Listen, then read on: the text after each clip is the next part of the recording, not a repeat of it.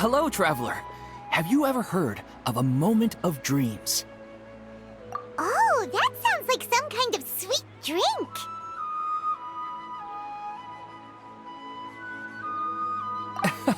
I'm afraid not. It's the name of an event we started to hold regularly.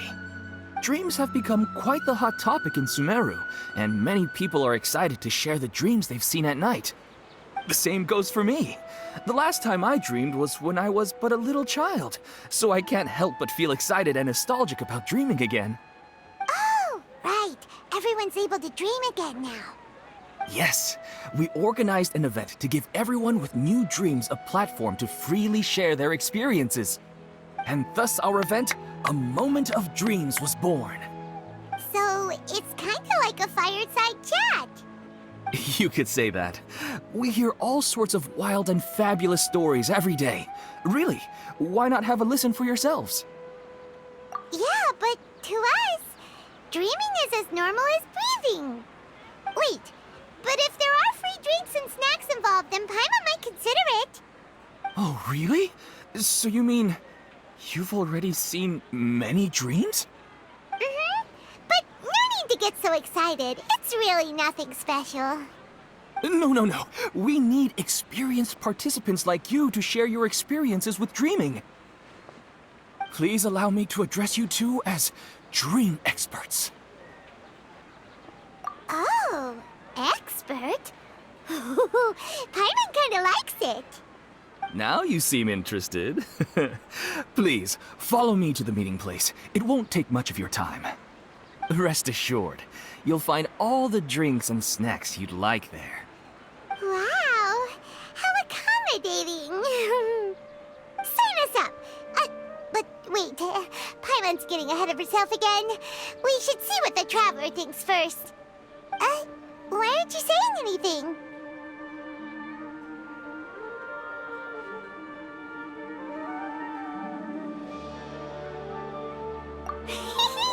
All right, hurry up and take us to be dream experts.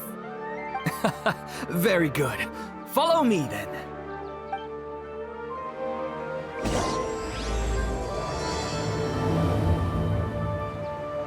Do you know what's the most important part of being an expert? Well, I suppose it must be accumulating knowledge and sharing your experiences? Nope! It's all about the title! From now on, Paimon will be known as Paimon, the Dream Expert! Oh, okay.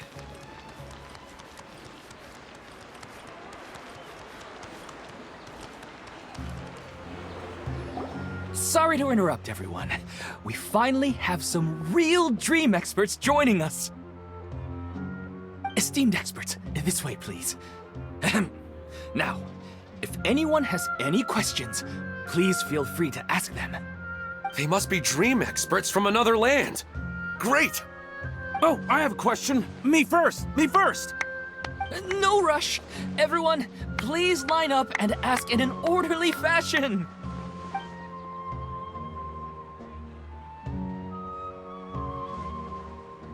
Whoa, Paimon didn't expect them to be so enthusiastic. My question is simple. My everyday life is very difficult, so I would like to become a slime in my dreams. How can I do that?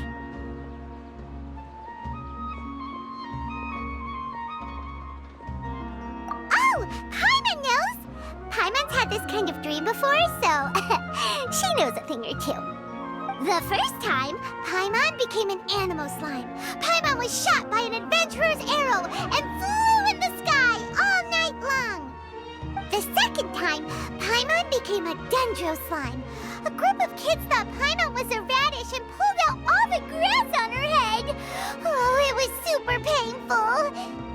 The third time, Paimon became a cryo slime. In the end, Paimon was captured by a chef and turned into a smoothie.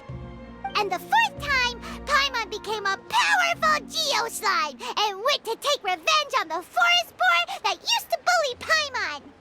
But then the boar showed up with all of its relatives and Paimon lost again. Wait, why did all of your dreams end so tragically?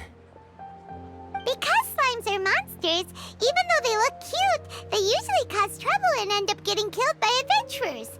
Things don't tend to end well for monsters. Believe Paimon. I suppose you're right. They are monsters, after all. I just want to experience a different life, but it seems that becoming a monster would be even worse than my current life. Maybe I'd be happier if I became just a regular finch. Or fish. Looks like being an expert is way easier than Paimon imagined. Next! Oh, it's my turn.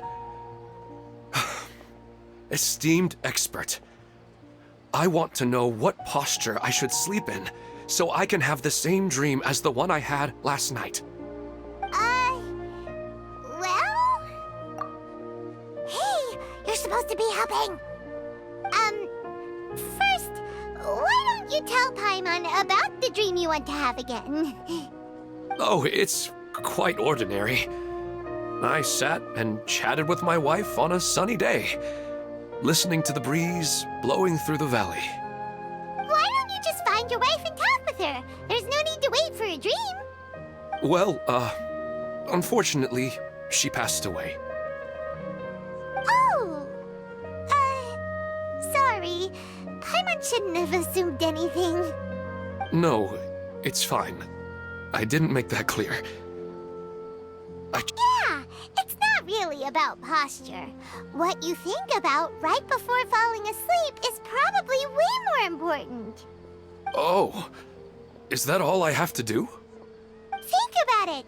If you're the one thinking about her, and you're the one that'll be dreaming about her, then it'll be easier to connect your thoughts and dreams.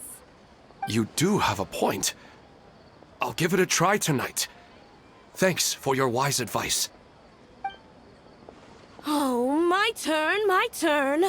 I want to know the name of the plant in my dream. I want to bring the souvenir box to my room into my dream. I dreamt of a raven flying over the wasteland last night. Does that have any kind of special meaning? Hey, no rush! One at a time!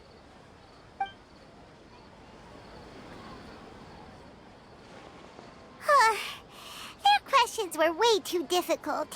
We don't actually know anything more than they do. We're just more experienced dreamers, that's all. You do have a point. It's more rewarding to explore and contemplate the meaning of a question than to focus on the answer itself. Right now, these people are like wanderers who've starved for 3 days and 3 nights and are desperate to replenish their energy. Any explanation they get now is like pure sustenance to them, no matter how good the explanation really is.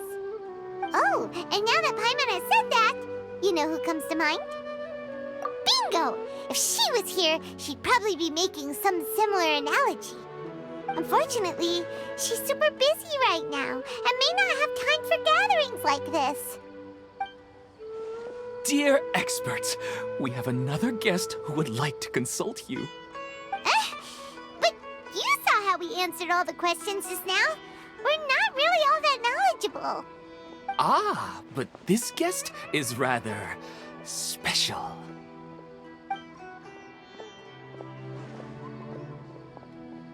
My question is, why didn't you immediately tell me about such an interesting place?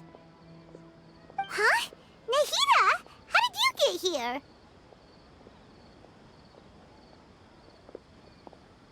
Interesting events like a moment of dreams don't happen every day after all. No matter how busy things are, I'd still set aside some time to check it out. Anyway, I really didn't expect to meet you here. Oh, right! If there's anyone that understands dreams, it's you! You should be able to help us answer all these questions. You're not wrong. All right, they can ask me anything. The more interesting, the better.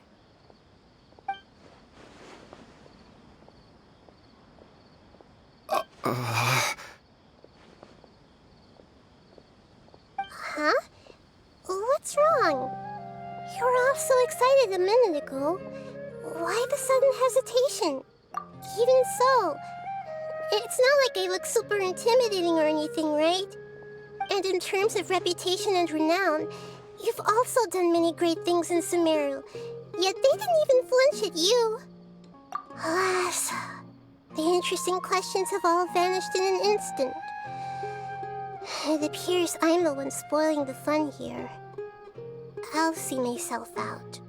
Oh, that's not true, Nahida. I don't want to get in the way of the original purpose of a moment of dreams, which is to let people gather here and freely share their marvelous dreams. Now the atmosphere here is like water poured into a container. The water is more secure and settled, but it has lost its free-flowing nature from the river. I just want it to be another drop in the water, not the cold and restrictive container. She's sulking. Hey! It's alright, everyone! No need to be shy. The Dendro Archon is really nice, so please just go ahead and ask. Otherwise, she'll leave. All right. I'll give it a try. Oh, it's the slime guy. Hey, drop the nicknames, would you? Besides, I don't want to become a slime anymore. Maybe a finch or fish is more suitable for me. I see. So you want to become a small animal in your dreams, right? Why do you think that sounds good to you? I guess I just want to experience something different. My everyday life is nothing but the same. The sky is right above me, and the ocean just over the horizon, yet I remain caged in a life of monotony. So you want to experience something new in your dreams? Sorry. I'm getting a little confused. Why don't you seek out some new experiences in real life? Because if I don't work, I won't have any mora. Sure, I don't want to be out hammering nails and cutting wood every day, but I have aging parents and young children to take care of.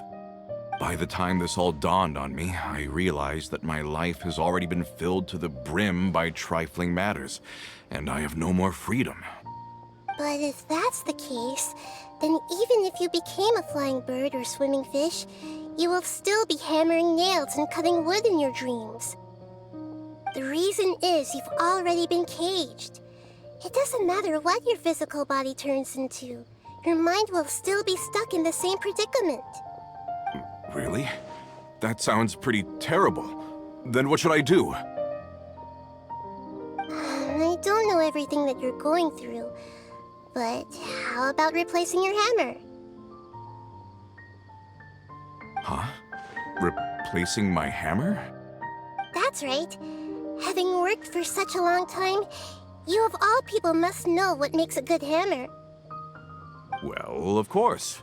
A good hammer needs to be heavy enough to drive the nail in with just a couple taps, and the handle has to have a good grip to it, not too smooth. Come to think of it, I haven't replaced my current hammer in quite some time. You should replace it. Then decorate the handle with something you like. Maybe some ornaments, fur, or hard leather wrapping. Then write the names of your children on it. That makes sense. I think it'd give me a good boost of energy at work. A new sense of adventure often begins with the little things in life. You don't need to become a bird in the air or a fish in the sea. You only need to do your best in life, and all those things you cherish will become your source of happiness. Yes. Yes, I get it now. This is a real eye-opener for me. I'll go and pick out a new hammer right away. No, I should make one of my own. Thank you, Great Dendro Archon. That's our Nahida! Only you would know how to get right to the heart of the problem. Actually, I didn't really understand the problem. Huh? I gave him that advice because I once saw a worker doing the same thing. Whenever he became tired, he would look at some names on the handle of his tool. After a moment, he'd start to smile. It really surprised me at the time. My guess is that the names on the handle were of important people to him. After observation, I know this kind of behavior motivates people. But why is that? Is it because of excitement, anticipation, or helplessness? I really don't know. And even if I could know what's going through his mind, it's still difficult to fully grasp his feelings. Oh, Paimon gets what you mean. Huh. Paimon had no idea it takes you so much effort to understand these kinds of things. That's why I was a bit nervous just now. But luckily, seeing his happy face in the end reassured me that I didn't say anything wrong. Don't mind me, though. This is just my way of learning. Hey, don't forget about Paimon! Everyone knows that Paimon's also super skilled at reading people's feelings. Thanks, you two. That makes me feel a lot better. Let's move on to the next question, shall we? I already asked the experts my question earlier, but I wanted to hear the Dendro Archon's response too.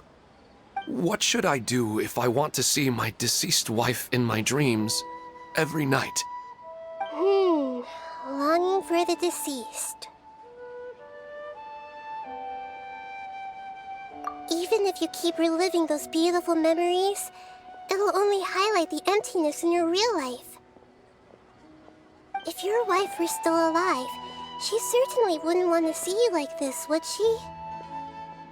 No, I suppose not. But our time together in my dreams is not just reliving our past together. I don't know. Maybe it's because I miss her too much. But it's really as if she had come back to life in my dreams. She even remembers each and every dream. After I wake up and then continue dreaming again later, we can pick up our conversation right where we last left off. That's really amazing. Statistically speaking, continuous dreams are extremely rare. It's almost as if my wife has obtained a second life in my dreams. But the more vivid she appears, the emptier I feel and the more painful it is when I wake up. I don't know whether to call it a blessing or a curse. Maybe all of this is rooted in your deep longing for her. Were there any unresolved matters or regrets between the two of you? I don't know. I suppose my biggest regret is that I couldn't spend the rest of my life with her. I really felt like I was ready to move on. I wouldn't be so hesitant now if it weren't for these hyper-realistic dreams I've been having.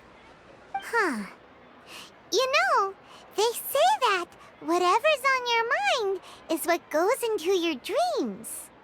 But dreams are, and will forever be, just dreams. We are people living in the real world. It's not good to be overly obsessed with dreams. All it'll do is fill up your mind and eat away at your thoughts. Yes, I know. That's why I'm also a little disappointed in myself. I still need to take care of our child. And it's probably not good to let her see me in such a state. Anyway, thanks for your advice, Great Dendro Archon.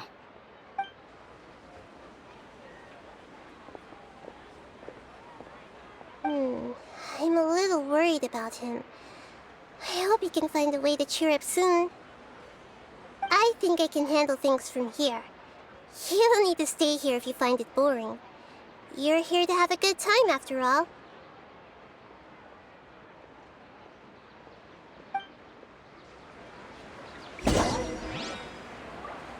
Another recurring dream? Yeah, I'm starting to wonder if it's some kind of hint.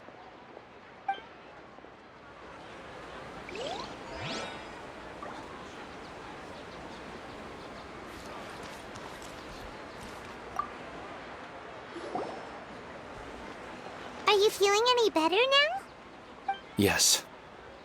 I think the Dendro Archon made a really good point. I need to stop dwelling on my wife like this and move on with my life.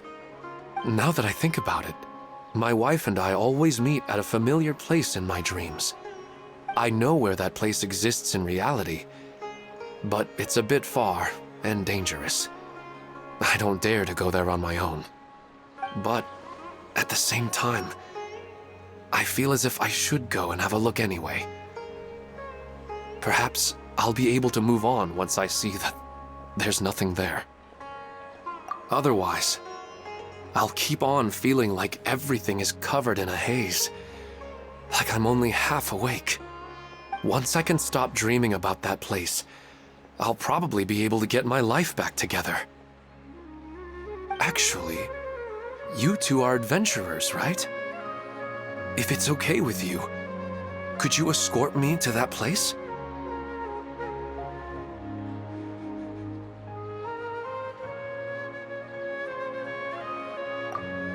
Yeah, it might also be a good chance for us to unwind. Even if you can't see your wife there, taking in some nice scenery will definitely help cheer you up.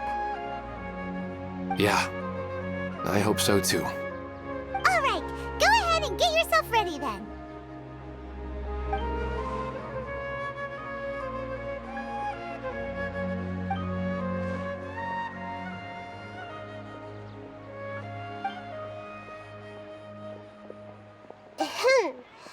Are you headed off to some interesting place without telling me again?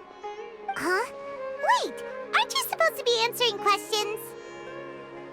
I just finished, and I really got a lot out of it. So many interesting and novel thoughts. Anyway, it looks like you're going somewhere. Why don't you take me with you? Oh, there's no need to trouble you, Great Dendro Archon. I imagine you must have many other important things to deal with. No need to stand on ceremony. Besides, I wouldn't have asked to come along if I didn't have a good reason. I wanted to use this opportunity to discuss with you some things that are puzzling me right now. Huh. I didn't know the Great Dendro Archon could become puzzled too. I'm not all that different from you, you know. All right, let's go. We can talk on the way.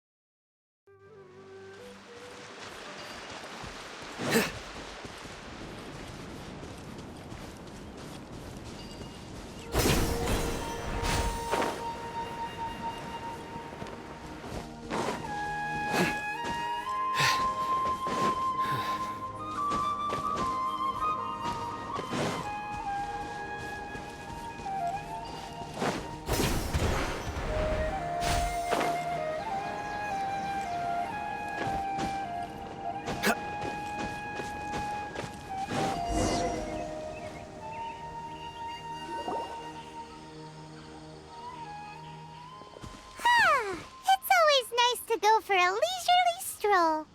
Huh. Do adventurers often go to places like this? Huh. I guess so. So, this is where you always meet your wife in your dreams?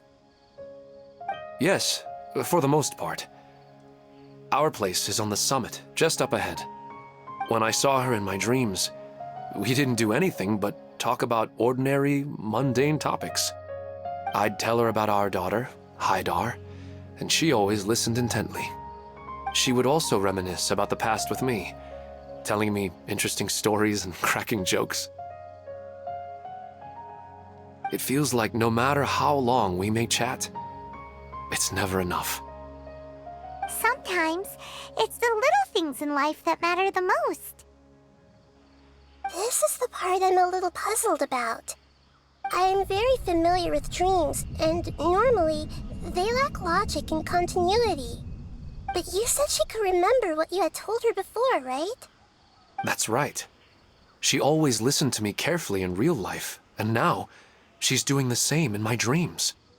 She always surprises me with some details from our lives in the real world. The fact that she can remember such things makes me feel like she's alive. Whoa, that's pretty weird. Well, dreams are kind of weird to begin with. However, the problem is that his dreams have too much structure and continuity. Most dreams are far more fragile than you can imagine. For example, a loud noise outside your window in the real world could cause your dream self to get loaded into and fired out of a big cannon. Another example. If you're thirsty in the real world, then you might find yourself trudging through a desert in your dream.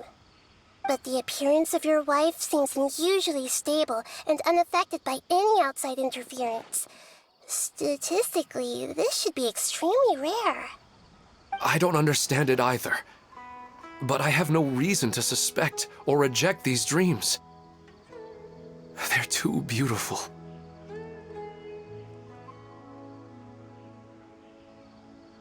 But I still want to figure out the how and the why. These kind of dreams are novel to me as well. That's why I want to have a look at the scene your dreams have been taking place at. Let's go. Just think of it as a nice little hike to the top of the mountain.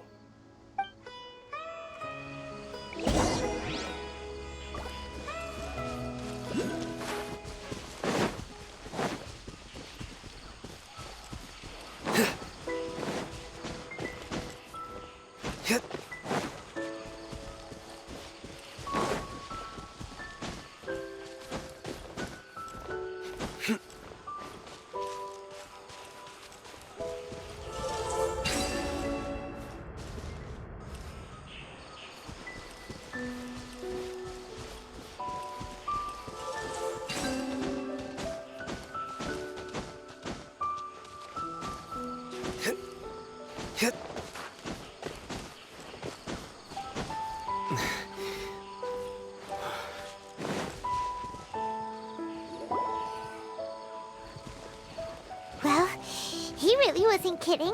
This place definitely isn't safe. No matter. We'll just finish them quickly. Huh? Are you going to fight too, Nahida? Of course. This is all part of our little trip.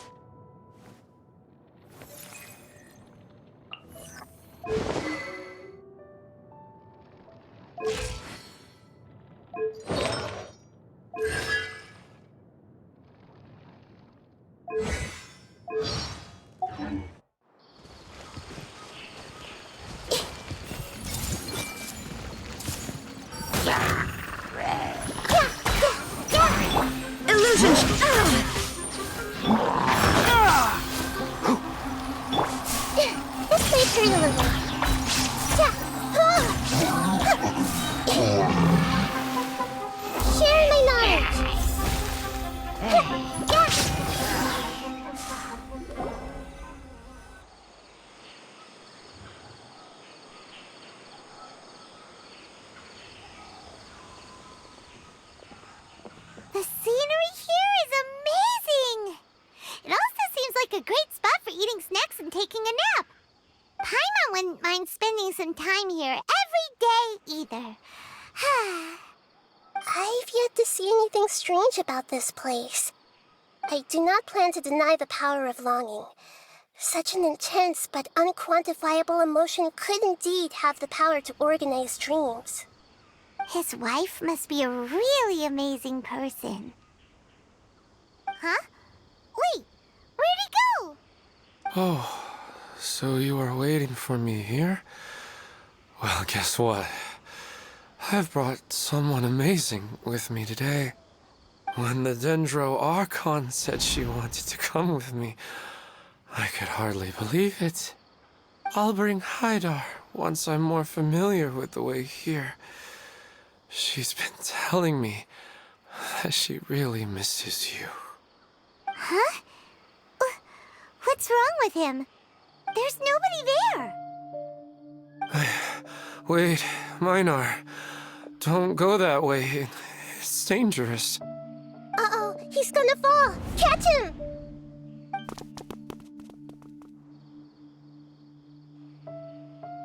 Whew. Luckily he didn't fall. But what was all that rambling about? He also looks like he's passed out. He's in the dream now. What he said just now matches almost perfectly with the dreams he's described to us earlier. Oh, so he fell asleep and started to have the same dream? I find it a little strange as well, but we mustn't awaken someone while they're sleepwalking. All we can do is sit here and wait. Huh? Minar. Where's Minar? Oh, good! You're finally awake! What happened? Huh? Sleepwalking? Oh, right. It was all just a dream. The moment I reached the summit, I saw my wife, Minar, sitting there, and walked over to her. After I introduced her to you, she seemed a little flustered and started walking away. I told her to stop because of the cliff, and then she seemed to suddenly disappear. A strong wind started to blow around me and the sky grew dark. When I realized something wasn't right, I woke up. That sounds pretty wild. Maybe you were just too tired. I don't think so. I slept a lot yesterday, and I don't feel very sleepy now. Maybe we've affected the way his subconscious constructs dreams by following him here. Anyway, all that matters is that you woke up safe and sound. I think I know what happened now. I'm sorry. If it weren't for you, I would have fallen. Let's head back now. Don't come back to this place again for the time being. Oh, okay. Nahida, what's on your mind? Paimon's a little worried now.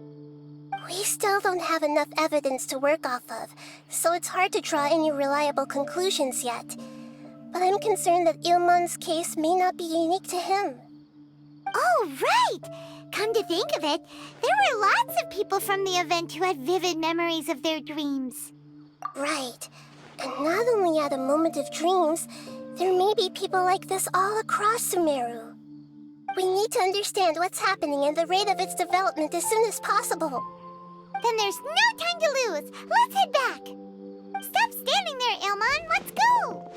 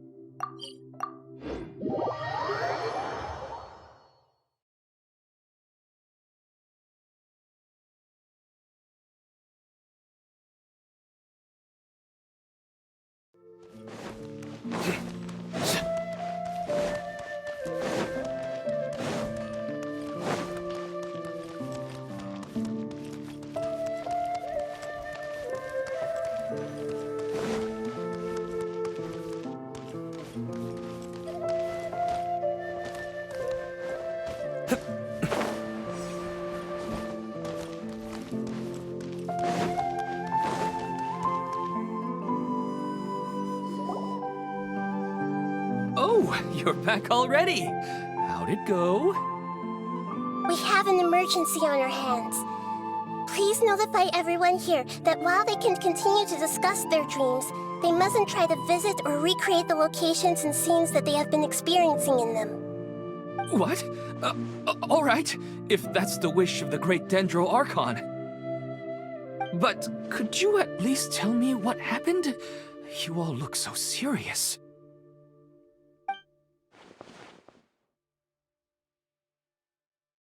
I see. I never knew even a dream could be so dangerous. Don't worry. I'll be sure to notify all the event participants and inform the other staff members about what has happened. Using the event registration list, I should be able to contact more people that were interested in dreams and warn them about the situation. Thank you. That would be very helpful. Let me confirm if all of today's participants are still here. Atta has already left. It seemed that he was on his way to make a hammer, so that shouldn't be a problem. Oh, wait a second. Where's Katya? Has anyone seen Katya? Has she already left? Oh, I think she already left. She said there was somewhere she wanted to go. Oh no. Did she want to look for the place from her dreams too? Can you tell us where she went? Yes, she did briefly mention it. Somewhere near Chatrakam Cave. Alright, thank you. We'll go look for her. Please help us tell the others not to do anything reckless. Sure thing. Who would have known things would have turned out like this?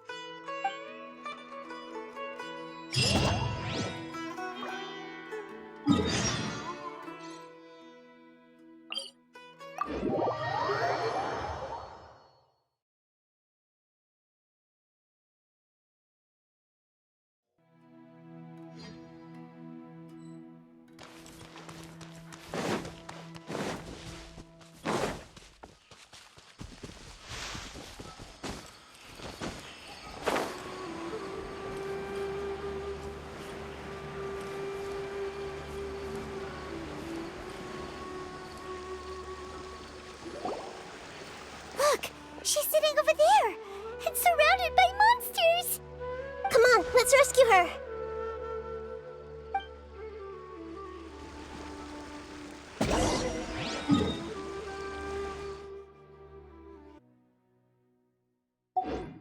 Something on your mind again?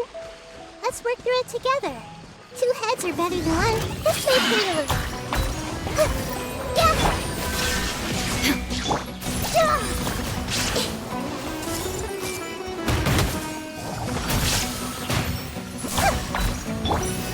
Rest and rebuild!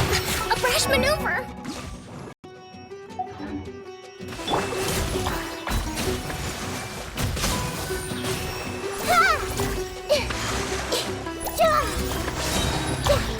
The Temple of Wisdom! There is no escape! She seems to be in the same condition as Ilman earlier. Yes, but luckily she hasn't been injured or jolted awake yet. Let's carefully move her somewhere safer. See you tomorrow, Professor Aisha. Huh? Why am I back here again? Dreaming? But what about Professor Aisha? Oh, I see. It was all just a dream. Well, that makes sense. After all, it hasn't changed a single bit. Huh? What's it? Nearly 20 years, and it still hasn't bloomed.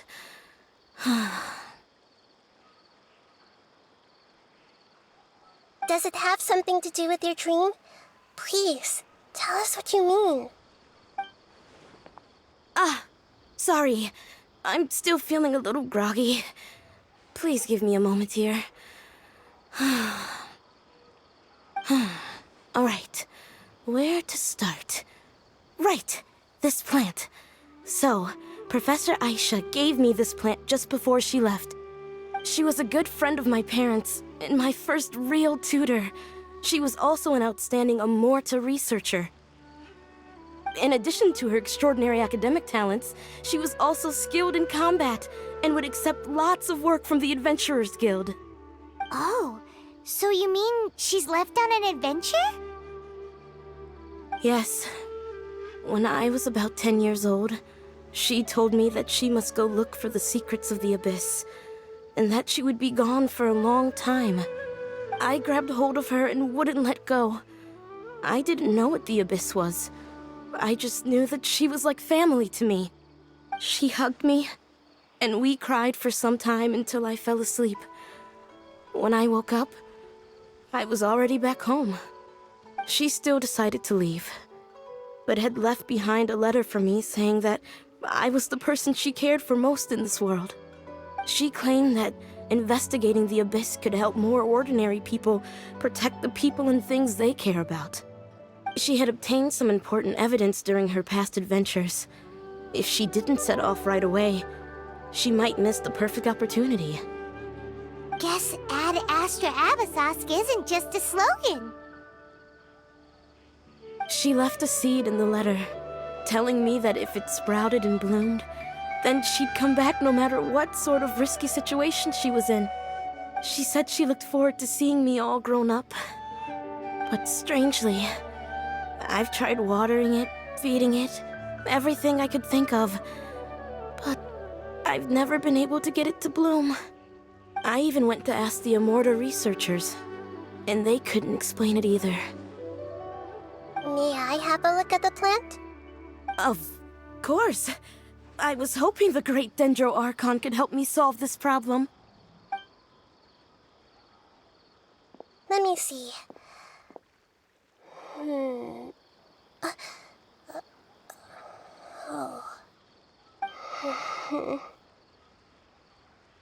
Huh? We've never seen that look on Nahida's face before.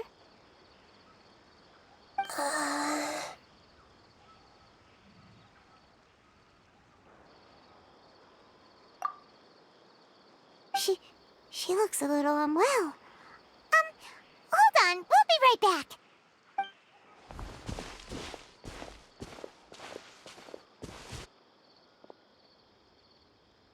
What's wrong, Nahida? You can't tell what's wrong with the plant either? No, I immediately understood what's happening with that plant. I'm just not sure if I should say it. This plant is not known to the academic world. It's a new species that our teacher managed to cultivate by some special means. Judging by its features, I can tell from the moment it sprouted it'll never be able to bloom. It can't be. It means that this Professor Aisha she keeps mentioning might have foreseen the danger and was prepared to never return. From my experience observing people, she would undoubtedly regard this as a brutal revelation. When forced to confront such brutal truths, people may break down into tears, talk nonsense, or lose their tempers. I know she has to face the truth, but at the same time, I don't want to hurt her. Tell me, what should I do? Yeah, that's a tricky one. Seems like you've already got a good idea of the feelings she might experience. But wouldn't that mean I'm just pushing it all on you? What if she just gets angry at you instead? It's all right. There are all kinds of people, and the examples you observed are just the most extreme cases. Okay. Thank you. Let's go back and tell her.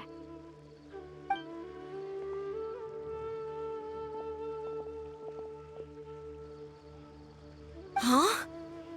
It'll never bloom? But how's that possible? If a plant is unable to bloom, doesn't that mean it can't reproduce either? All that's left for it to do is slowly wither away. Are you saying she never intended to return? Seriously? So everything she said was a lie? But she meant well. Since the separation was inevitable, she hoped that you would be able to come to grips with such a cruel parting a little later in life. Yeah, her love, care, and attention to you, all those warm moments were real. I guess she had hoped that you could understand and respect her choice after learning the truth. I see.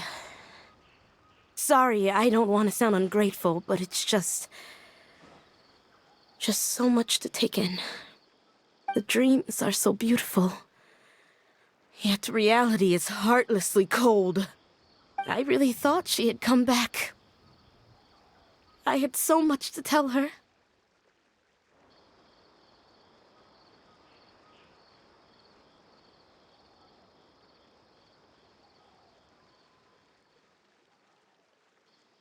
these dreams may not be as pure and beautiful as they seem. Some kind of power may be exploiting your feelings. Really? Yes. So with that in mind, until our investigation is completed, please return to the event and ignore any further temptations from your dreams. I see. Thank you for rescuing me, and sorry for the trouble. Luckily, the plant didn't get hurt either. Otherwise, I wouldn't have anything left to remember her by.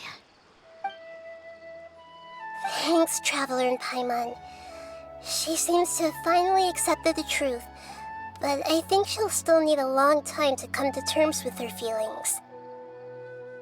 I saw her waver the moment you mentioned love. It was almost like a gentle rain, arriving just in time to put out a fire that was about to spread. It's because people have something called empathy. Empathy? I see. This is valuable knowledge indeed. By the way, you said there may be something that's trying to exploit their feelings. Any idea what that might be? Yes. What's common between Ilmon and Katya's cases is that they've both lost someone dear to them. And now, they get to meet the people they cherish in their dreams again, and the people feel more real than anything a regular dream could hope to create. Instead of interpreting it as a result of their longing, I have to consider a more antagonistic explanation. Someone is taking advantage of their longing. Yeah, they're just causing these people to dream. What are they after?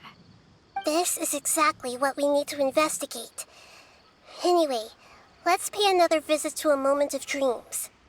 I have a bad feeling about all this. I hope things haven't gotten any worse.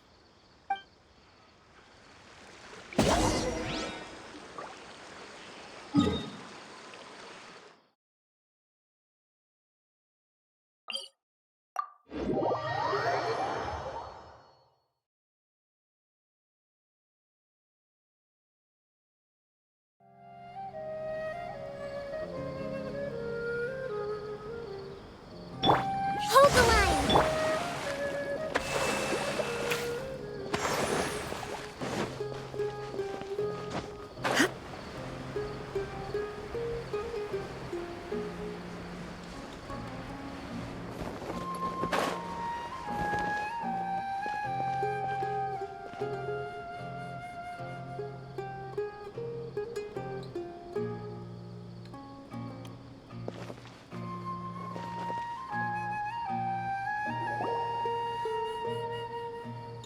We're back.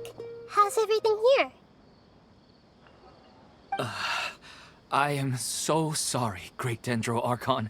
We're still trying to figure out how to explain the whole thing to everyone.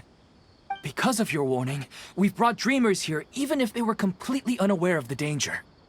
But some of them have already fallen asleep, and they haven't woken up for a long time. I fear there's nothing we can do about it. A moment of dreams is just a small interest group. We don't have enough staff members to handle this. Just as I expected. It seems my guess was correct. It's the Dendro Archon. She's back. What happened? Why have we been gathered here? Many of you here have been experiencing some beautiful dreams. But I'm sorry to tell you that based on our investigation, there's some kind of conspiracy behind them. Before we learn the truth, please don't try to recreate the scenes in your dreams. Whatever you see, don't be tempted by them. Huh? But... I don't think it's a big deal. Aren't we just dreaming? It's not like dreams will have an effect on others. We've already met 2 people who ran off to the countryside alone and got caught in dangerous situations by falling to the temptations in their dreams. That's right! These aren't just dreams! It's serious! All right, I get it. so does that mean once we have some conclusive results from the investigation, we can continue to enjoy these dreams? Yeah, I still want to visit my sister in my dreams.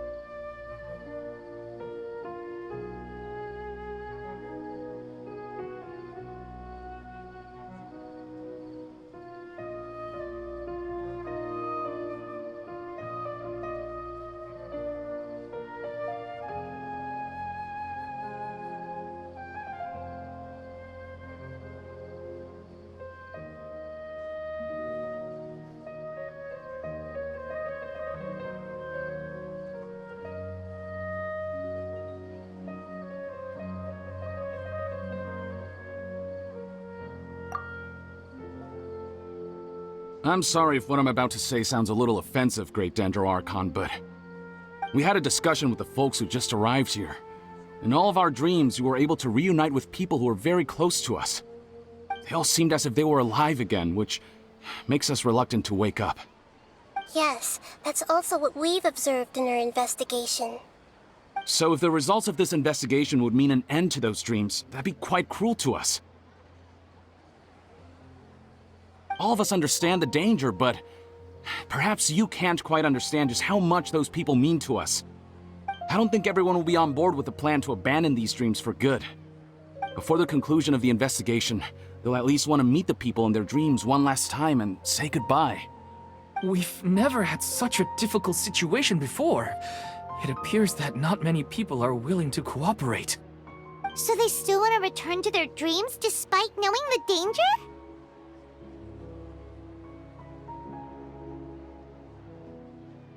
That's right. Compared with these sweet and beautiful dreams, our warnings of danger are dull and emotionless. It looks like the situation will inevitably spiral out of control. The more time we waste, the more people will ignore our warnings and return to their alluring dreams. So, what should we do? Seems we have to go into a dream and find out the truth for ourselves. Pedrush, is there anyone here who's experiencing a marvelous dream right now? Let me think. Yes, this way. Good. Please take us there. This lady refused to heed our warnings and fell asleep here a little earlier.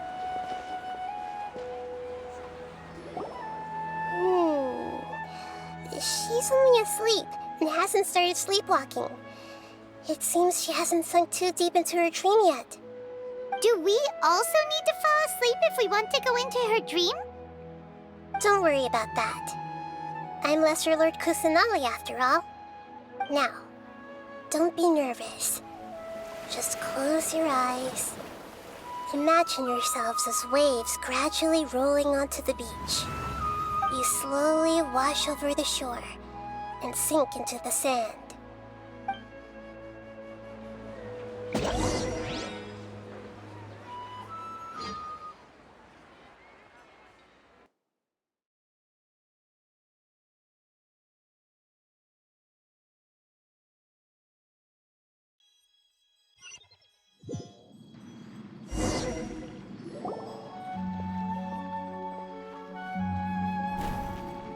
What's wrong, Traveler?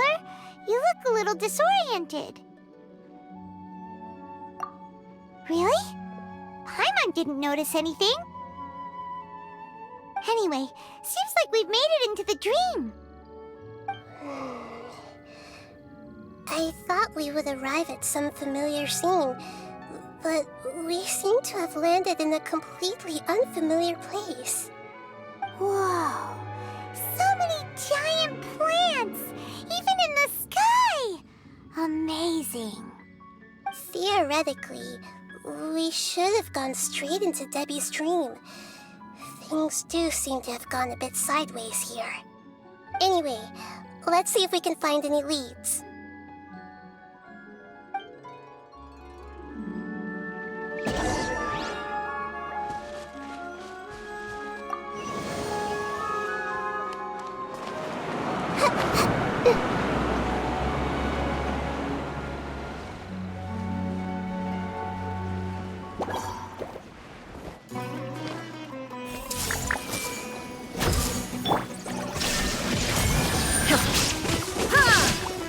Allow me!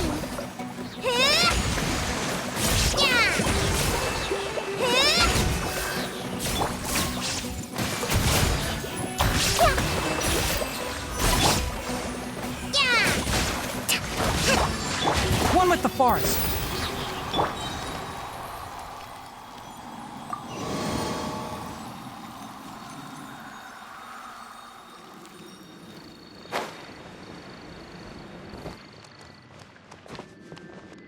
Shine down!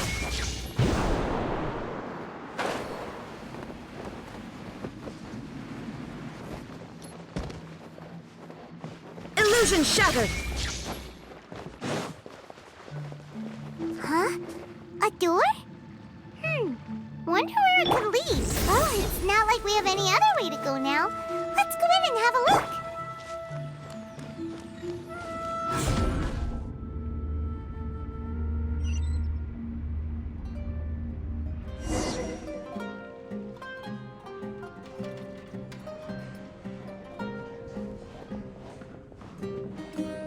Hey, this place looks familiar. Isn't it Pouce Cafe? Oh, Paimon sees Debbie! She's right over there! Looks like we've come to the right place. These alluring dreams often portray a scene from real life, which concurs with our previous findings. Really? But what about that space we were in just now? You can't mean... this is another collective dream? Yes. Given that so many people have been experiencing these beautiful dreams, I would say it's very likely that they're interconnected. Compared to an interconnected dream, independent individual dreams would be much harder to manage and manipulate. Ah, Paimon gets it now. Well, let's go talk with Debbie. Oh, but there are some other people next to her. Are they dreaming too?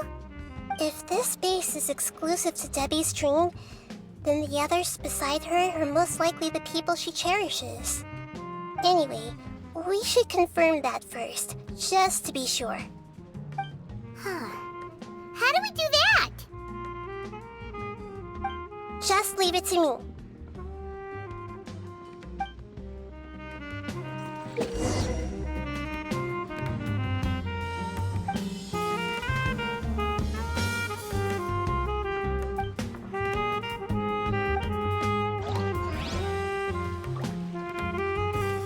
I see everything.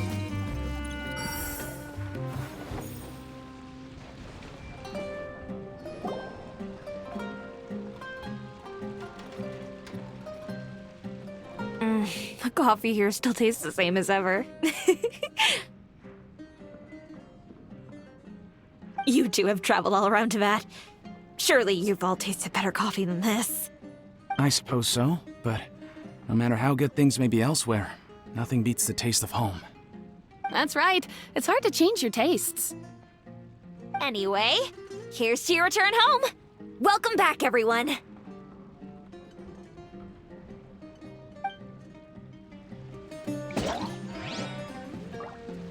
Everyone hold hands.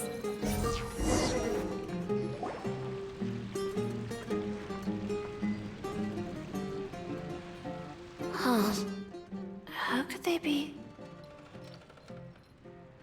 Well, I guess it doesn't matter. Huh? She sounds a little hesitant.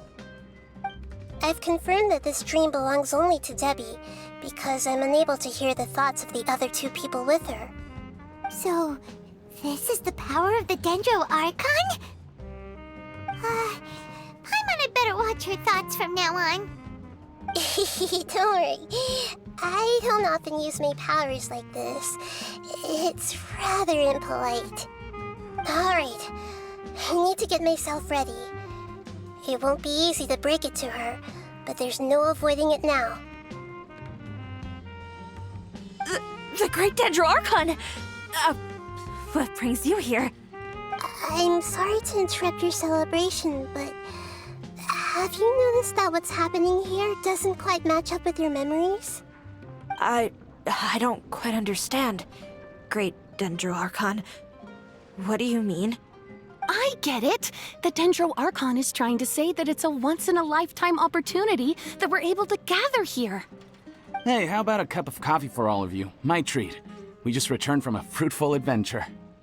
Memories? A once-in-a-lifetime opportunity? Think carefully. You of all people should know what really happened to them. Are you sure that meeting here and chatting the day away like this isn't just a product of your own wishful thinking? Yes. The reports from the Steambird were true. The ship they were on struck a reef and sank. And I never heard from Basima and Gaspar again. Hey, come on now. What are you talking about, Debbie? Yeah, memories. Nothing you see here is real. I get it now. This is a dream, isn't it? But since it's my dream, it doesn't matter if this is real or not. I enjoy the way things are here. I no longer have to face the tragedies of real life. These friends mean the world to me. Nobody else can understand me like they do. There's nothing wrong with continuing this dream.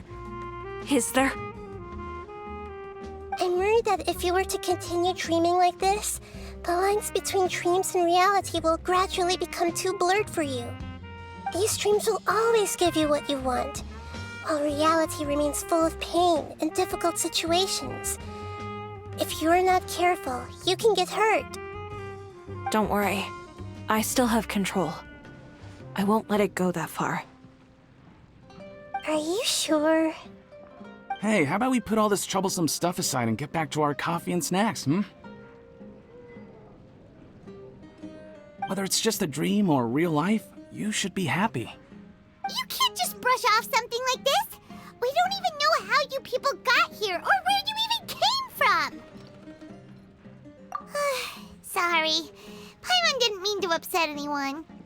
No, it's alright.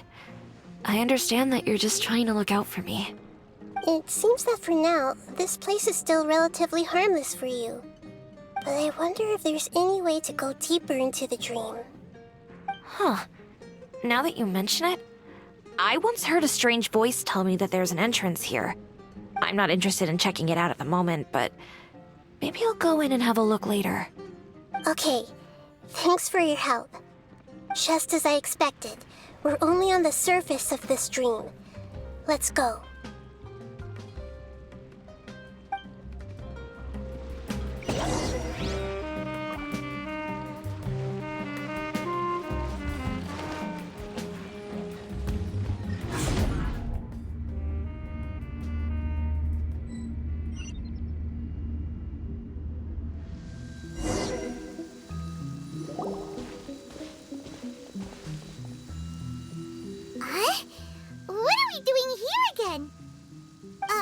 Wait a second. We were just up there. No, down there?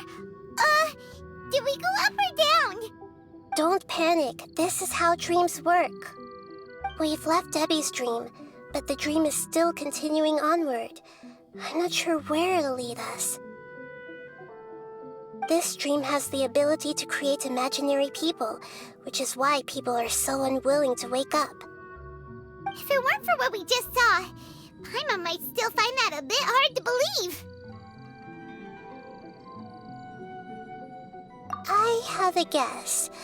If these dreams are connected, then there should be some sort of order to them.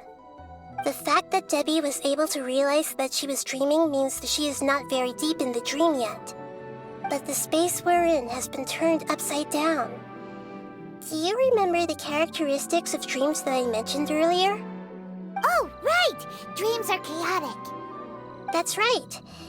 It's possible that we're heading deeper into this dream now, and the deeper we go, the closer we'll get to the essence of the dream. Right! So the answers might be waiting for us deeper in the dream! Yes, and we should get ready for whatever we may encounter.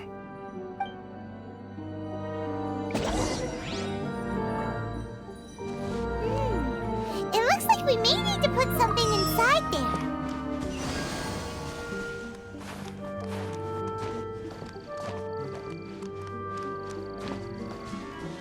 There is no escape!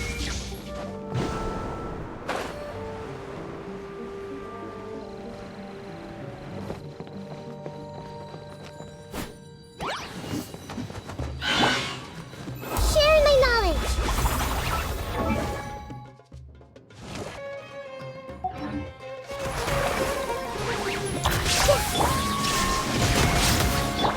I see everything!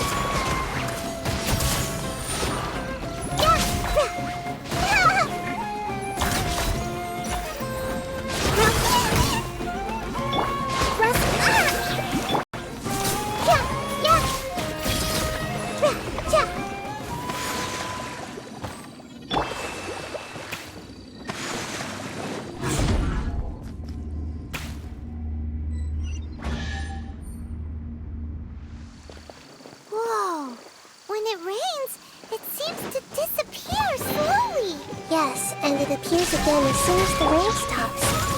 It's less like a flower, and more like a dendro slime that's trying to keep out of sight. Here we go again with Nahida's analogy.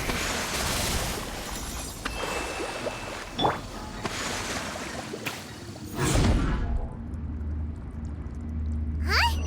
Are we back up here again? Wait. Paimon's confused. Are we up here or down there? Good thing we didn't fall. Yes, we did. We just fell upwards. That's not helping, Nahida! Paimon has no clue what's going on anymore.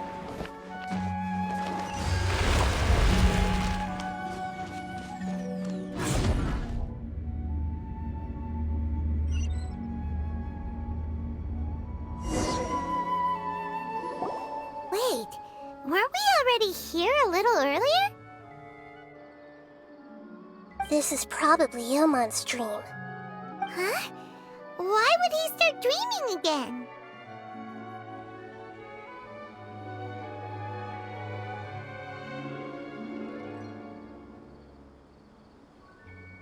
Yes, but it seems that the danger isn't enough to stop him from longing for his wife. Based on what we've learned so far, he must be sleeping more deeply for his dreams to appear here. But fortunately, he already knows us from before, so hopefully we'll be able to wake him up.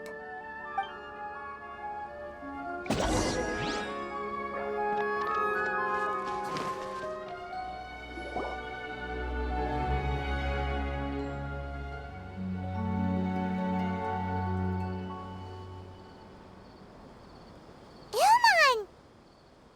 Oh, it's you! Incredible! I didn't know you would appear in my dream, too. Did you say dream? Wait, so you know this is a dream? Of course. Such good things rarely happen to me in real life these days. Here, let me introduce everyone. This is Minar, my wife who I mentioned before.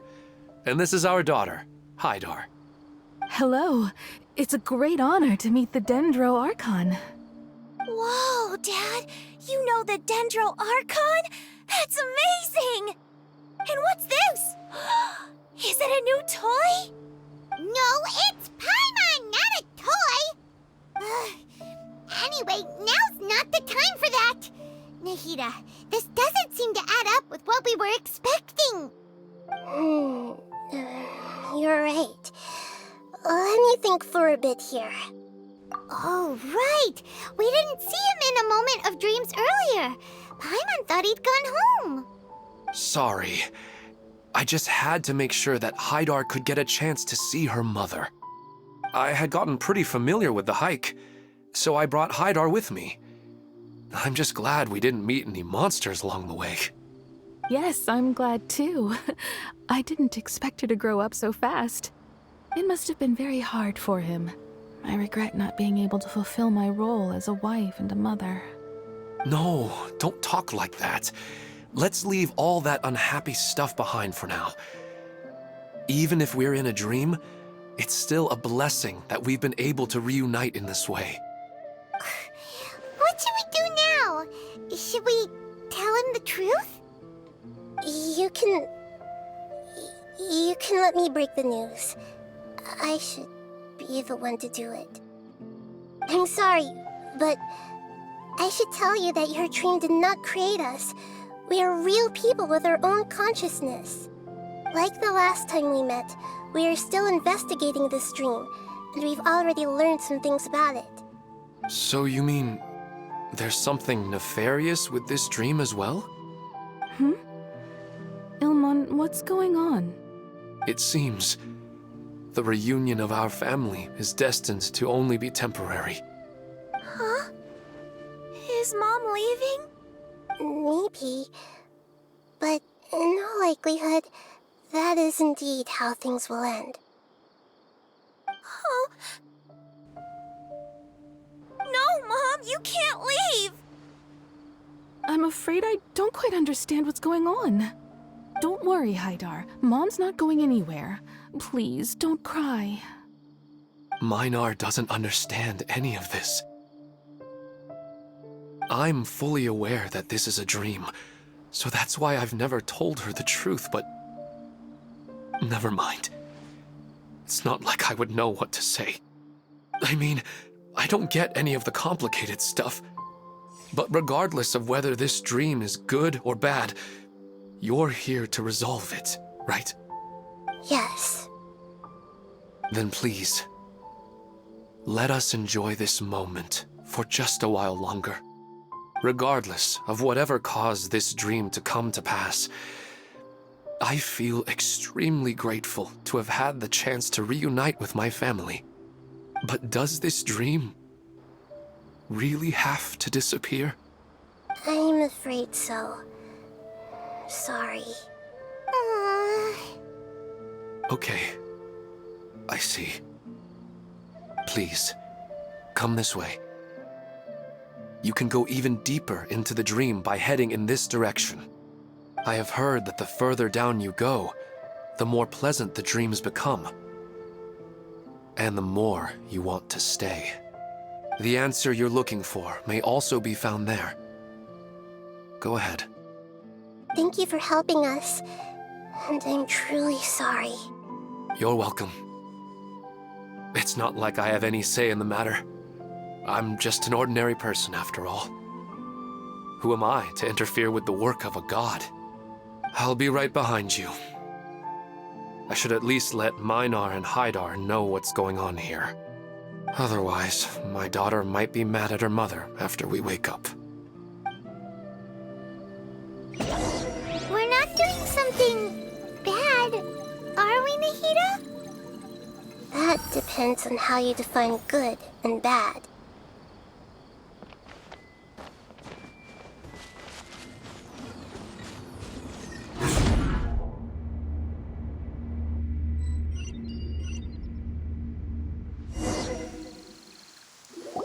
It's the same place again. This place is almost like a flight of stairs that connects all the dreams together. But they appear to be getting more and more aggressive. Regular stairs wouldn't try to attack us.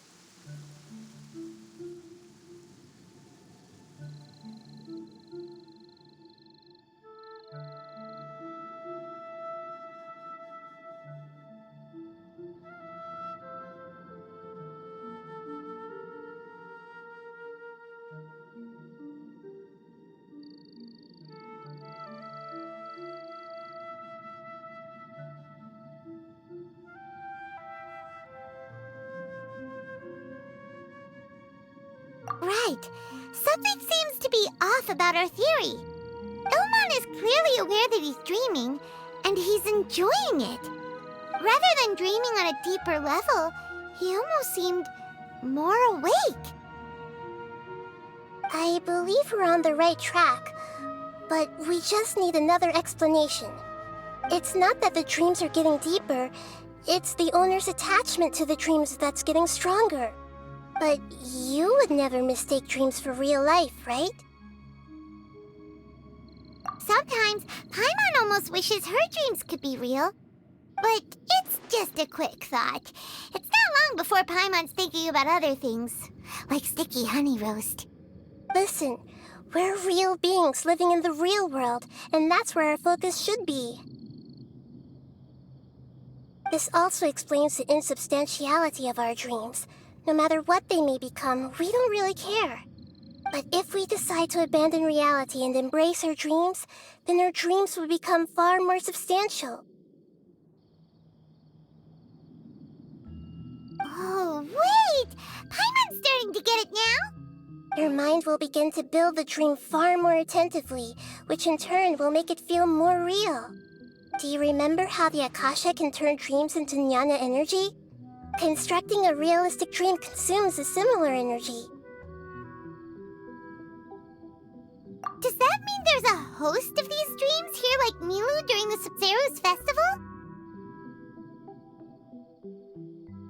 If we wake that person up, this collective dream will end, right? Most likely. But the collective dream in Sumeru City was created by the Akasha, and now the Akasha has been turned off.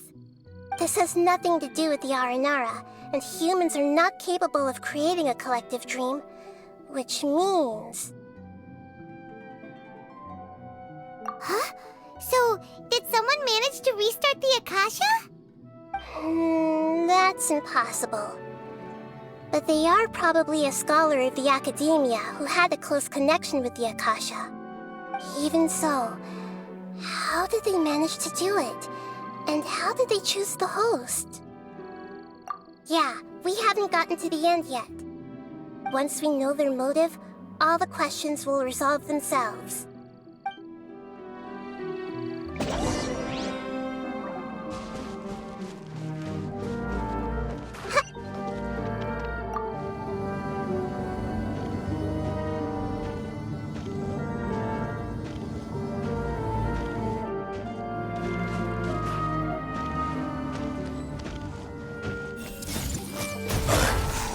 Illusion shattered! Allow me! Nowhere to run!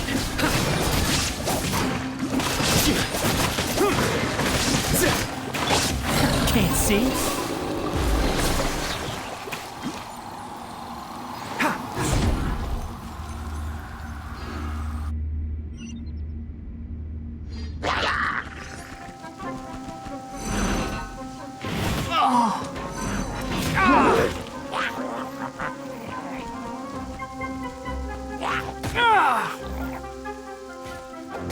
My tail's all messed up.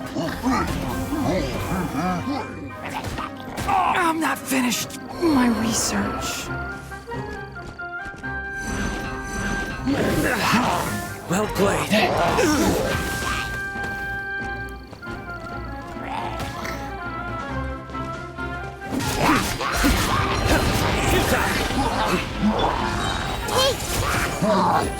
Make yourselves at home!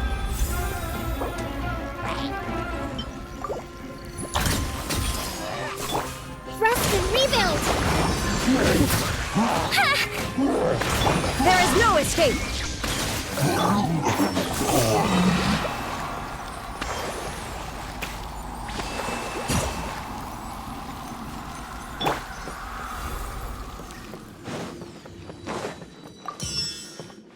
Allow me!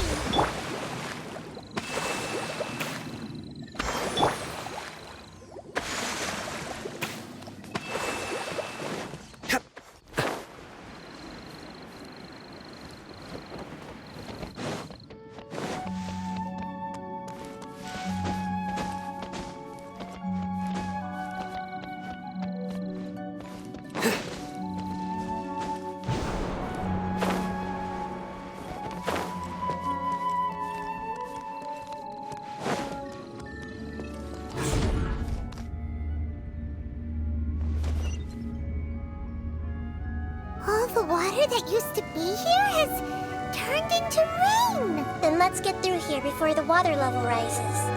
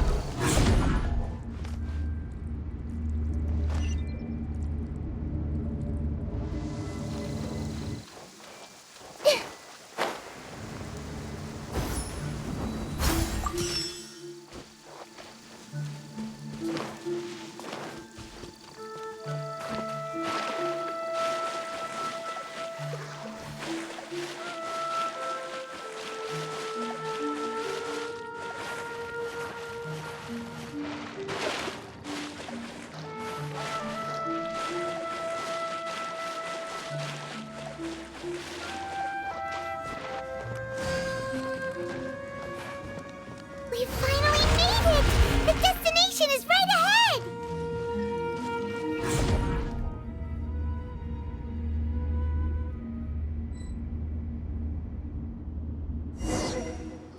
Wow! A new place!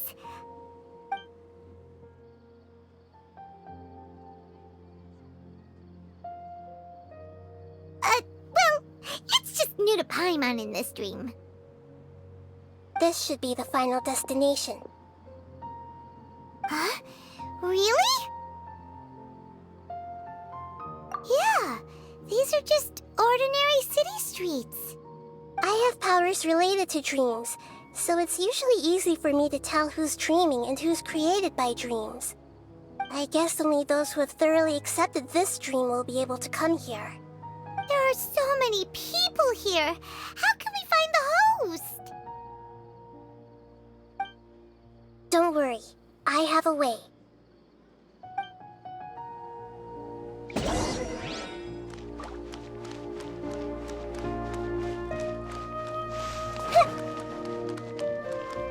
Everyone hold hands! Lisa's always so calm. I wish I were the same. He's just in an ordinary dream, so it shouldn't be him. Shadia has such good taste. I can never go wrong with her opinion.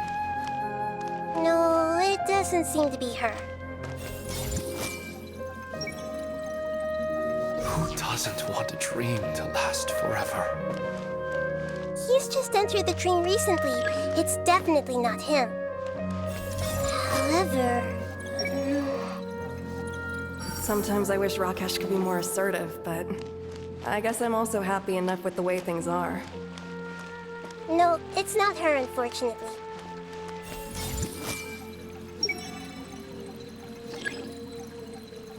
Who doesn't want a dream to... You know, I've heard that plants grow better if you play music for them. And on that note, it's been a while since I last heard you play. Sorry, I've been a little busy these last couple days.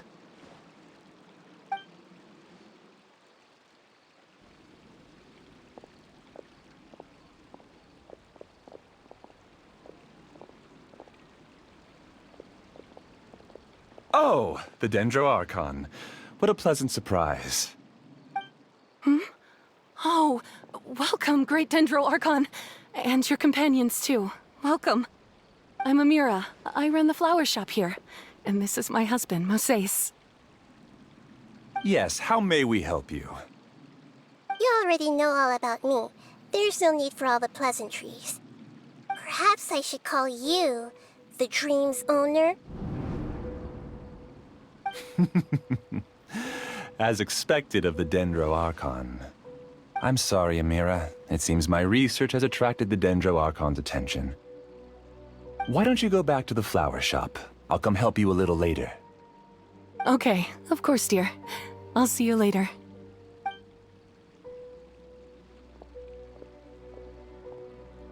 It appears that I was too naive to think I could deceive the Dendro Archon in person like this.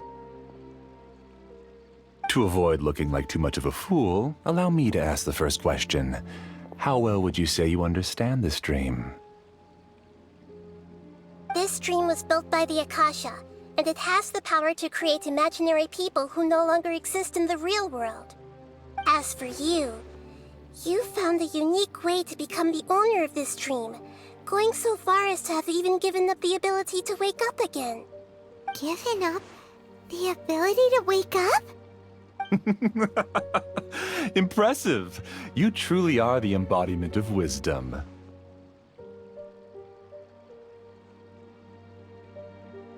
Please, tell me how you were able to arrive at such a conclusion. In return, I'll answer the question you're most curious about. It's simple. Apart from you, this space only consists of real people who are dreaming and imaginary people who are created here. Although you are here and appear no different from the others, I can't sense your dream. How can I wake up a person who's already awake? Fascinating. Since you're the fully awake owner of this dream, it can never collapse from you waking up. Theoretically, this should also give you absolute control over this place. I have to admit, it really doesn't get much better than that. But even knowing all of that, one question remains. How did you do it? Isn't the answer right in front of you, great Dendro Archon? It's because I've dedicated my entire reality to this dream. I uploaded my entire consciousness into the Akasha when it was still running. Actually, this all started because of an accident. My original goal was not about the Akasha or a collective dream. No. You were motivated above all to create a hyper-realistic person. The desire to reconnect with a real loved one is the one shared sentiment between all our dreamers. That's right. However, human models are too complicated. Only the Akasha has a jnana energy supply powerful enough for me to generate and sustain my models. The Akasha is truly magnificent. If I siphoned a minuscule amount of its energy, nobody would even notice. And even this minuscule amount of energy was already more than enough for my purposes. Even using just crude methods, I was still able to train a fairly realistic person. I named my first work Amira. Huh? You mean the girl we just saw? She and I entered the academia on the same day. Starting with admission procedures, we bumped into each other 6 times on just that first day. And because of that one day, we eventually went on to fall in love. We studied, conducted research, and made breakthroughs together. Our rhythm was always in step. I felt like we were 2 separate bodies that shared the same heart. However, Elazar later took her from me.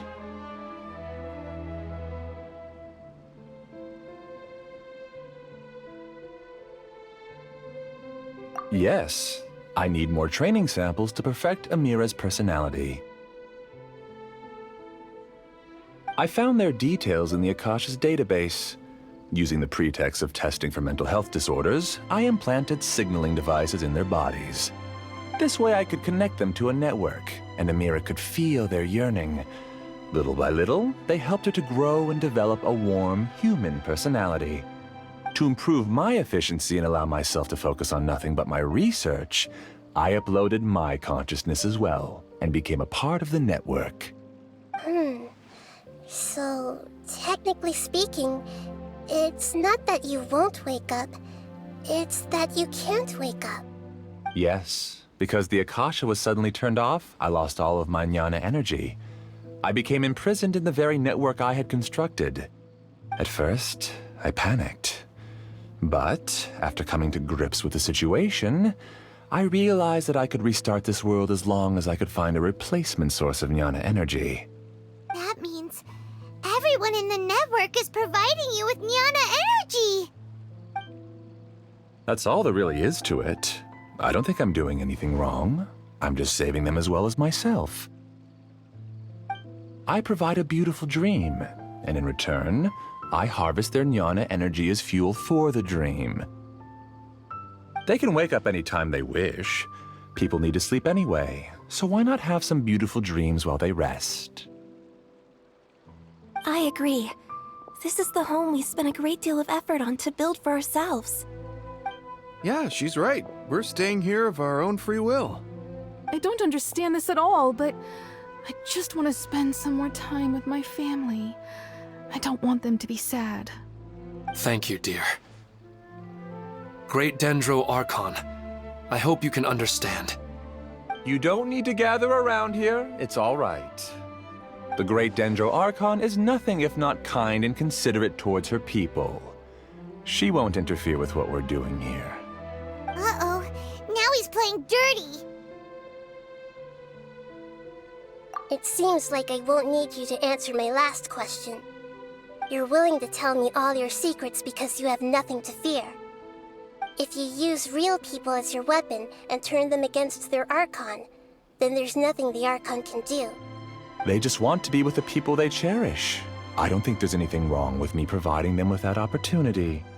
They don't wish to eternally part with their spouses and friends. What's so wrong about that? If you understood humans a little better, or had also experienced firsthand the absolute devastation of loss, then perhaps you wouldn't be so cold towards us.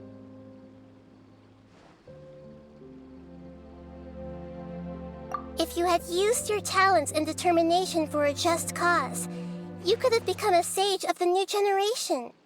Unfortunately, you've committed one of the 6 cardinal sins of the Academia by attempting the forbidden and fearing none. You equated people's feelings with cold jnana energy and deprived them of the pain that they have to face. You lured them into these dreams, and even now, remain completely unaware of how evil all of this truly is. Pain? Luring? Those kinds of things haven't existed here from the moment this world was created. She's right here. This is Ilmon's child, Haidar. Huh? My daughter? What's wrong with her? This dream relies on the set network, which means that only those with devices planted in their bodies can enter this world. Carefully think back and retrace your steps. I secretly went back to the mountainside with Haidar. Minar was already there waiting for me, and Haidar was able to see her mother. You mean she isn't actually the real Haidar? No, because unlike you, she can't enter this dream. The moment you came into this dream, it created a Haidar to realize your wish of reuniting with your family. So, tell me, where's the real Haidar? She's still out there on the mountainside. That's right. And she must have been terrified to see her father not in his right mind. Not to mention the monsters in that area. The situation is very dangerous. If Haidar's still out there, then... What are you talking about, Dad? I don't understand. I must wake up right now. I can't leave her there alone. Oh. It seems the others have also remembered something. People try to avoid pain and stay in their perceived bubbles of safety out of an instinct to protect themselves. This is human nature, but it is also one of their weaknesses. However, why are there still so many people striving to move forward even when they know the path ahead is dangerous and painful? It's because people don't only live for themselves. They have families, loved ones, friends, and communities. They have dreams that they are still trying to achieve. But in this dream, you showed them only the most comfortable and soothing things. This entire world has been built on the foundation of buried and unseen pain. It's all just a well-devised scam. It seems like I've stayed in the dream for too long. I still have so many things I haven't done. I thought gods didn't understand humans. That would have explained why they created such a flawed world where countless tragedies took place. I didn't expect you to arrive at the answer through sheer power of observation. But unfortunately, it means nothing now. If you wanted to spend a little time in the waking world, go right ahead. In any case, I wanted to spend some time alone with Amira. As long as this dream continues to exist, you'll come back. Humans aren't as strong as you think. And even if you're a god, they won't always listen to you. It's time to purge all the extraneous data and noise.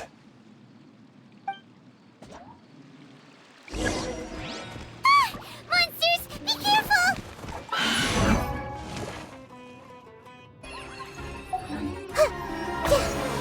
All of you, please get out of here and find somewhere safe.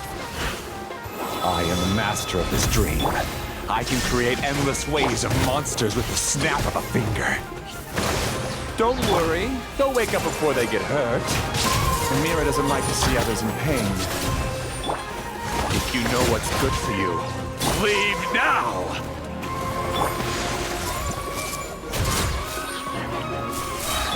I'll uproot you! Enshroud! Sharing my knowledge!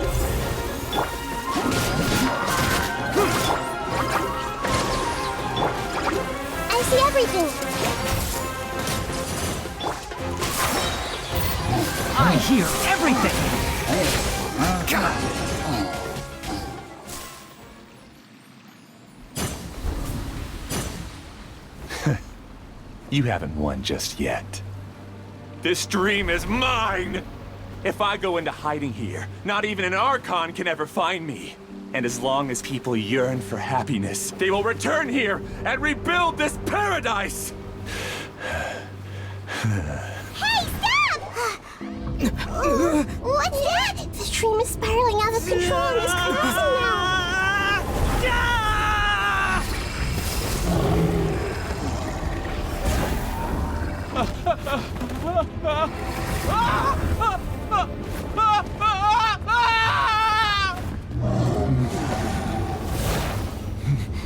Oh no. Amira! Amira! Amira!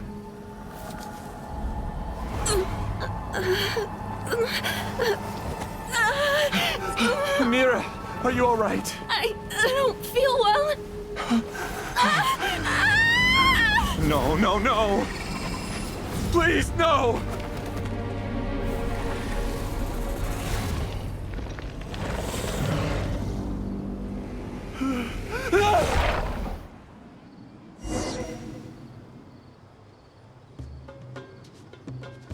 Get away from there!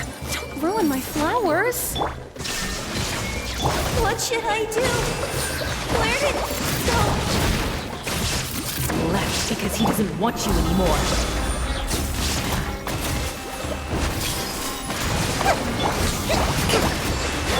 I'll uproot you! Can't see? Illusion shattered! Who am I? I'm not Amira. Glad that's over. But what happened just now? He's not very proficient in using the Akasha's technology, and he spent a lot of jnana energy creating monsters. Now the system is out of control. All the people he created also turned into monsters, including Amira. It's terrible, even for a dream. Even Paimon's freaked out. Paimon can't imagine what they're going through. The good news is that the chaos seems to have subsided. Now we only need to wake up the people here and let them return to their real lives. Amira. My dear Amira. They're all gone. It was just a big dream after all. I couldn't change my fate, and my knowledge turned out to be useless.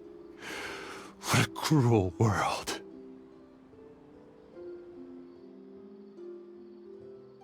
Do you still think this is our fault? I don't care about that anymore. The jnana energy used to sustain this dream has all been transformed into monsters. This dream will soon collapse and my consciousness along with it. Let me disappear with Amira. I'd rather turn into dust than to ever wake up again. It seems that everything that's happened is too much for him. He's lost all hope. I think seeing Amira turn into a monster was punishment enough for him. After comprehending the hollowness of the unreal, it's time to revisit the meaning of existence. Existence? I'm different from the others. I've long given up everything outside of my consciousness. Using my knowledge of the Akasha, I have a way to extract your consciousness from here and put it inside a knowledge capsule. The Academia has probably kept your body, so you should be able to wake up soon. No need. Just let me disappear. Reality means nothing to me now.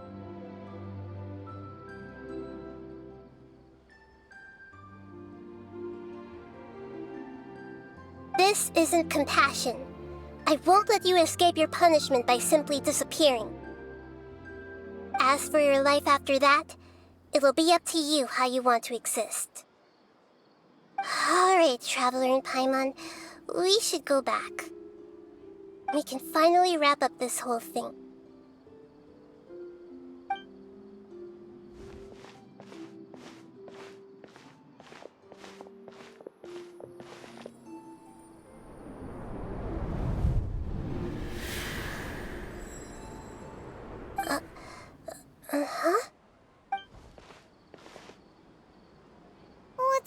Nahida? Oh, nothing.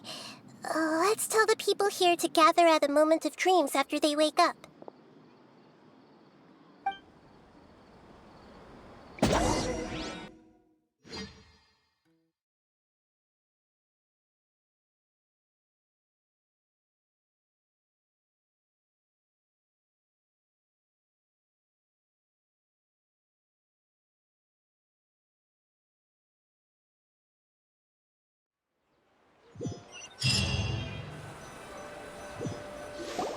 Oh, great! You're awake!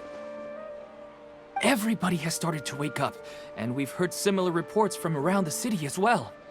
From the looks of it, you were able to successfully resolve the issue.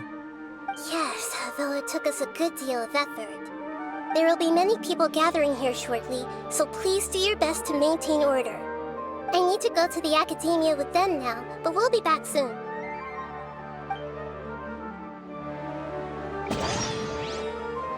Are we going to ask about that scholar?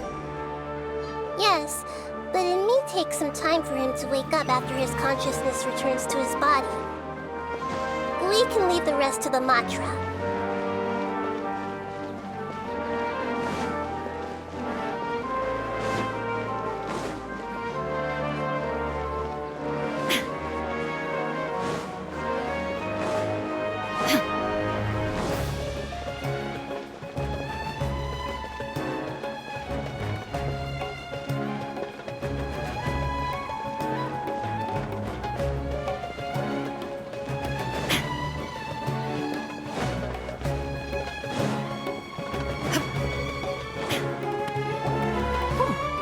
The great Dendro Archon. How can I help you? I would like to check the registration records of a Kasharawar scholar. He should be in an unconscious state right now. Okay, just a moment. Sorry to keep you waiting, Dendro Archon. We have confirmed that there's a scholar named Benuni who's been unconscious for a while. The cause was improper operation of the Akasha. He hasn't regained consciousness yet, and is still receiving treatment at Bimarstan. Huh? Isn't his name Moses? I guess he didn't want to be recognized or bothered by anyone. Please, give the knowledge stored in this to the Matra, and ask them to import it into Benuni's brain. Understood. But for safety reasons, I need to know why. It's simple. This contains his consciousness. It's long been trapped inside of a dream. He's committed an act that affected the safety of Sumeru. After he wakes up, I'll inform the General Mahamatra of all the details. I see. I'll take care of this right away. Thank you, great Dendro Archon. No problem. All right. Everyone should have gathered at a moment of dreams by now. Let's head back.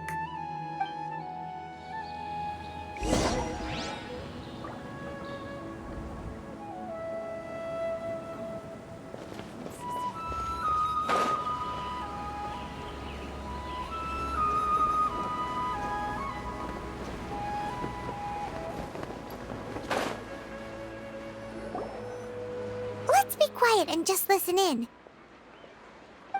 I wonder what she's going to say. Hello, all of you who have just woken up. I'm sorry for interrupting your beautiful dreams. I may have acted a little cold when handling things in the dream. I sincerely apologize for that. Dreams have amazing power.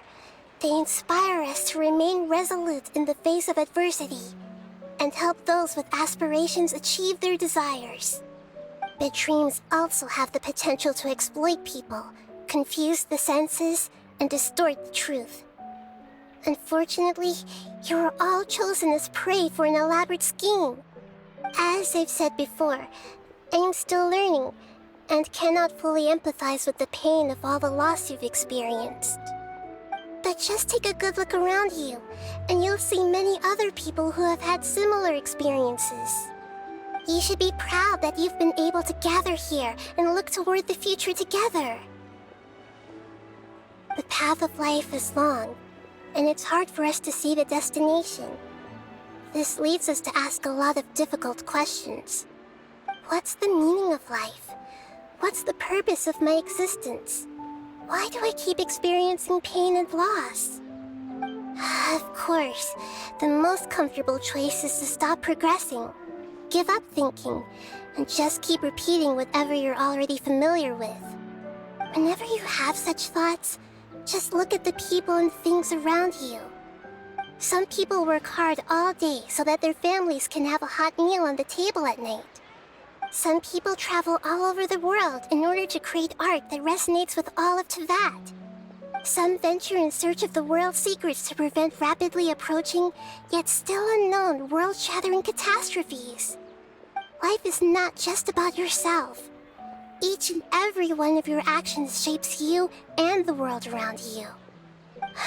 Look, friends and family will remember what you've done, and even some people you've never met may benefit from your actions.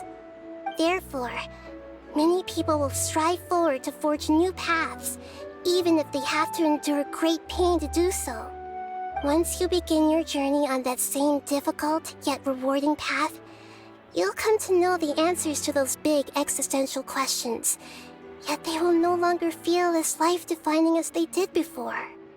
But if you were to believe that life is nothing but an empty, ephemeral dream, then that's also the only thing it'll ever become.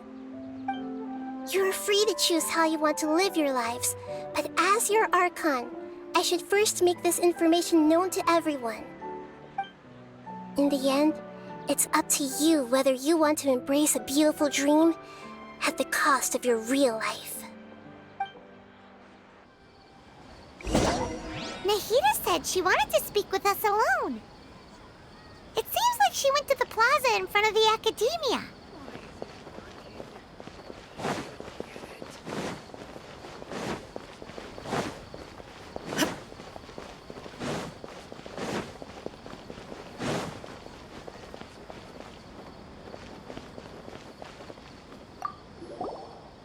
Thank you for rescuing me. I'm really sorry. Luckily, Haidar wasn't injured because of my stupid mistake. Dad said you're amazing. You're real heroes. Thank you.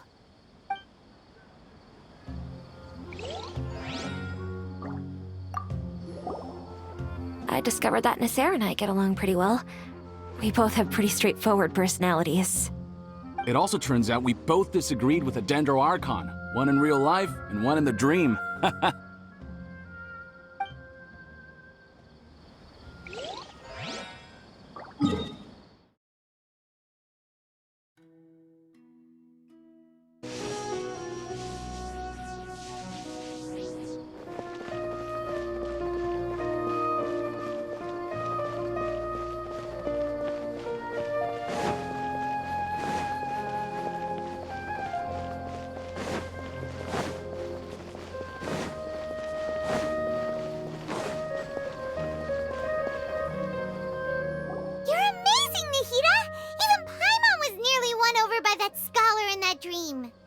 Well, he's very good at manipulating the weaknesses of human nature, but perhaps he himself had fallen prisoner to them long ago.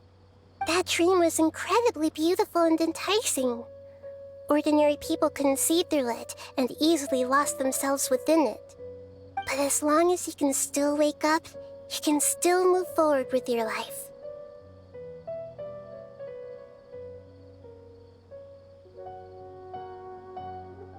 Huh? What makes you say that?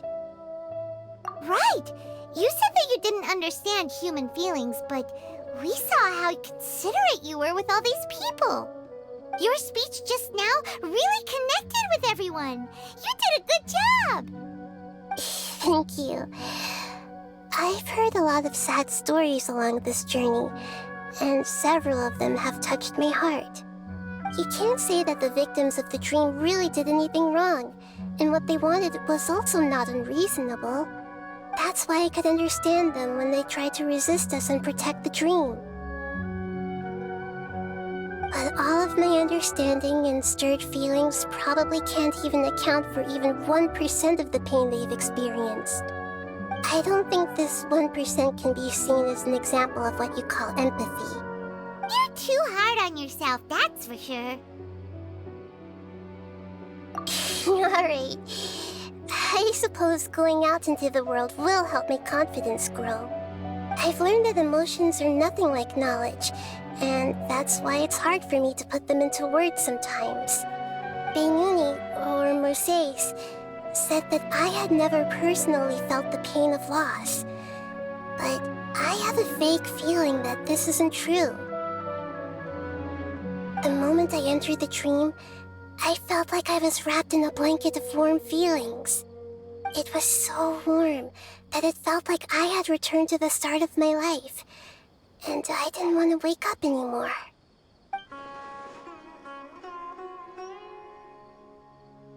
But when I opened my eyes, the feeling was gone without a trace. If I have to make an analogy for it, I would say I can no longer see words on a piece of paper after they have been erased, but I can still see the slight indentations of where the words had been written. But now that I've experienced this dream, I think I can say with confidence that I won't dwell too much on the meaning of that warmth. It's enough that I can tell I was once supported by that warmth, and its existence has allowed me to get to where I am today. If I dwell too much on its exact nature, I would be putting the cart before the horse. I gave a speech to inspire my people, so if I were to fail to live up to those words myself, then that would be too embarrassing.